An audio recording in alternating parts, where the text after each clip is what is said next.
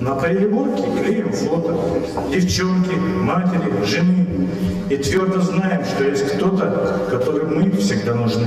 Вдали морских фарватеров и штормов объявлен общий сбор и назван конференцией. Пришли те, кто в разные годы служил на флоте, те, кому служба только предстоит. Конференцию проводит клуб ветеранов военно-морского флота «Арумб». Основная цель – дать возможность своим флотским пообщаться и помочь сухопутным устилимским подросткам составить хотя бы общее представление о том, что такое подплав, автономка и срочное погружение. Очень здорово сделано. Есть всякие экспозиции. Значит, посещение, значит, подводники приезжают на Тихоокеанский флот. Значит, ответные встречи здесь. Все это выражено, значит, на фотографиях, все это выражено, значит, на сайтах на этих.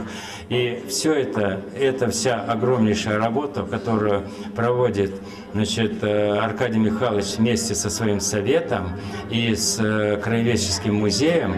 Устилимские школьники, возможно, не знают, что флот – элита армии, а подплав – элита флота. Но побывав здесь, они начали об этом догадываться. Во всяком случае, в их сердцах пробудилось законное чувство гордости за страну и за мужчин, которые прикрывают ее с моря. Нам очень понравилось и даже как-то спокойно за нашу родину, что ее защищали такие моряки и будут защищать еще более достойные. Проложен курс на создание объединений, подобных «Румбу», и в других городах Иркутской области. Идея конференции родилась после обращения одного иркутского моряка с просьбой приехать и посмотреть, как мы работаем.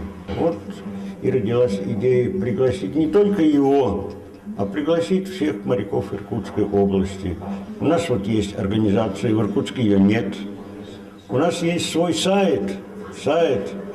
О нашей работе теперь могут не только горожане наши узнать, но любой с планеты. В этот день в Краеведческом музее Усть-Илимска открылась импровизированная кают-компания, где будут проходить тематические собрания, встречи и художественные выставки. Матросам вход разрешен. Яна Романова, Евгений Грицких. Новости сейчас.